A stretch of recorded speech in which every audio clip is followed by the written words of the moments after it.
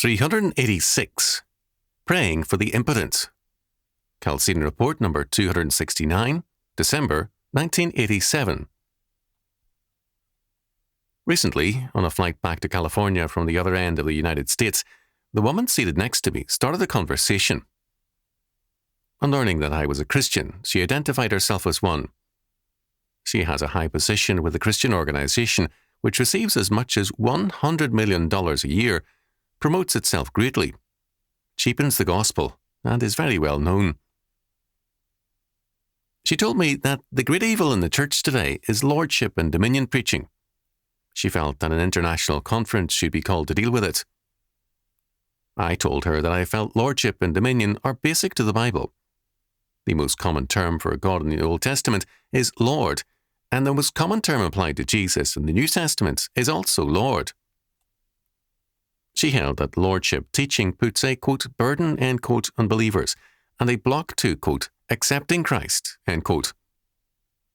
She said that many or most, quote unquote, converts she knew in their ministry accepted Christ to escape hell. I questioned their salvation.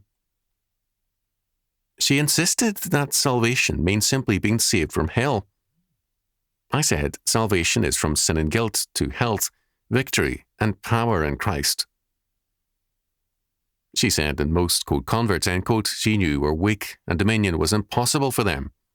Many were still on drugs, in one case after 13 years. I said that such powerlessness is not a mark of the saved. I went into the meaning of salvation and told her that her view reduced our Lord to a fire and life insurance agent.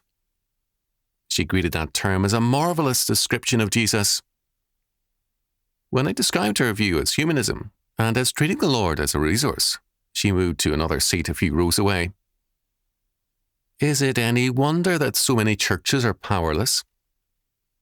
Later in the same week, a couple from the Northwest visited my home. They are 2 of the 7 active Christian Reconstructionists in their city. Those 7 are a strong force for the faith in several spheres, so much so that churches with great numbers of members are now preaching against the threat of Reconstructionism and dominion. The pastor of a major, quote, Bible-believing, end quote, church objected to the use of the Lord's Great Commission, Matthew chapter 28, verses 18 to 20, because it sounds too postmillennial. The rage of the impotent should not trouble us. Rather, we need to pray that they know Jesus as Lord and Saviour, and that they know Him as the power of God unto salvation in every sphere.